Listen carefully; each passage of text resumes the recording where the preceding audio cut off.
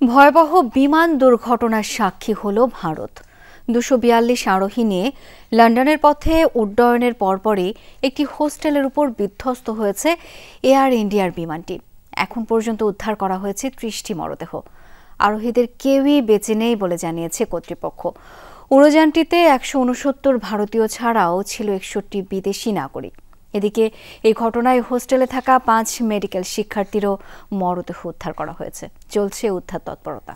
গ্লিটারের twin lemon ও antibacterial formula বাসনকে চকচকে জীবাণুমুক্ত করে আমাদের দেয় গ্লিটার গ্যারান্টি।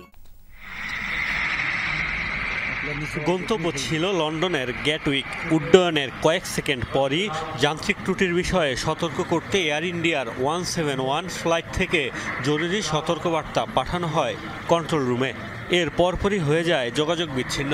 তারপর নিয়ন্ত্রণ হারিয়ে বিকট শব্দে আছড়ে পড়ে বিমানটি বিস্ফোরিত হয় সাথে সাথেই।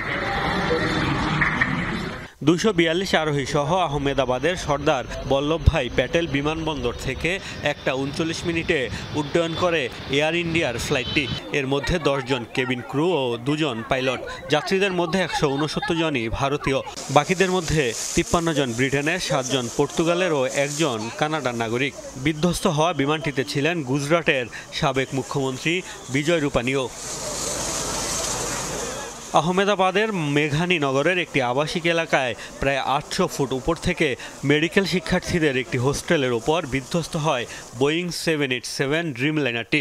বিধ্বস্ত হওয়ার পরপরই চারদিকে ছড়িয়ে পড়ে ধোঁয়ার কুণ্ডলী। পুলিশ, ফায়ার সার্ভিস সহ উদ্ধার অভিযান চালাচ্ছে একাধিক এজেন্সি। প্রাথমিক তথ্য অনুযায়ী লন্ডনগামী এয়ার ইন্ডিয়ার ফ্লাইট বিধ্বস্ত হয়েছে। বিমানটি মেডিকেল শিক্ষার্থীদের একটি হোস্টেলের উপর বিধ্বস্ত হয়েছে। দুর্ঘটনার খবর পাওয়ার ২-৩ মিনিটের মধ্যেই পুলিশ ও অন্যান্য এজেন্সি ঘটনাস্থলে পৌঁছেছে।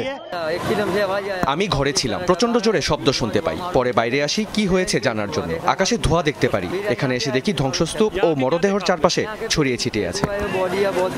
একে একে মরদেহ উদ্ধার করে নেওয়া হচ্ছে হাসপাতালে। প্রিয়জনদের খোঁজে সেখানে ভিড় করছেন বিমানে থাকা যাত্রীদের স্বজনরা। তাদের আর্তচিৎকারে তৈরি হয় হৃদয় বিদারক পরিস্থিতি।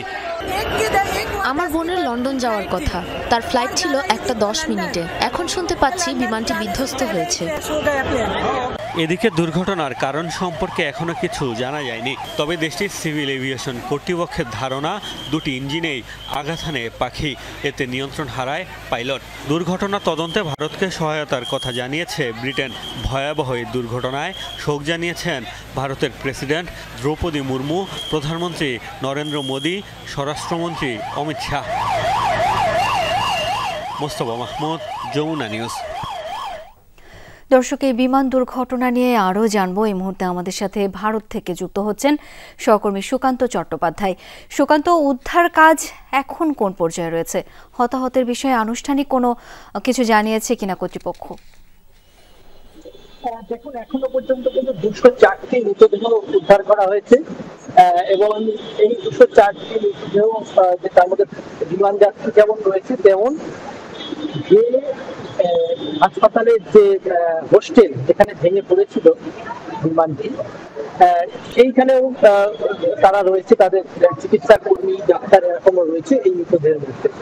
এখনো পর্যন্ত সেনাবাহিনী কিন্তু ধ্বংসাস্তূপ সরিয়ে মৃতদেহ উদ্ধার করছে। তবে বিমানে থাকা যাত্রীদের অনেকের কিন্তু দেহাংশ সম্পূর্ণ পুড়ে গেছে, তাদের কোনো অস্তিত্ব বেশ কিছু পাওয়া যায়নি।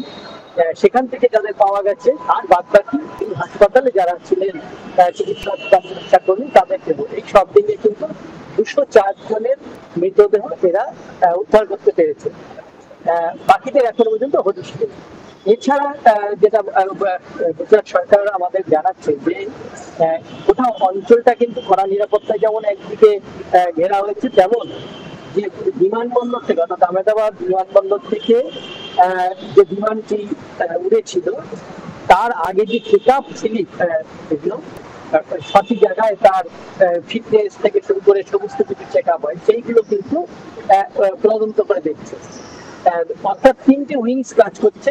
ইতিমধ্যে প্রধানমন্ত্রী নরেন্দ্র মোদী এখানে গিয়েছেন, তার সঙ্গে স্বরাষ্ট্রমন্ত্রী ভারতের অমিত শাহ তিনি রয়েছেন, গুজরাটের মুখ্যমন্ত্রী রয়েছেন, সেখানে রাজ্যপাল রয়েছেন।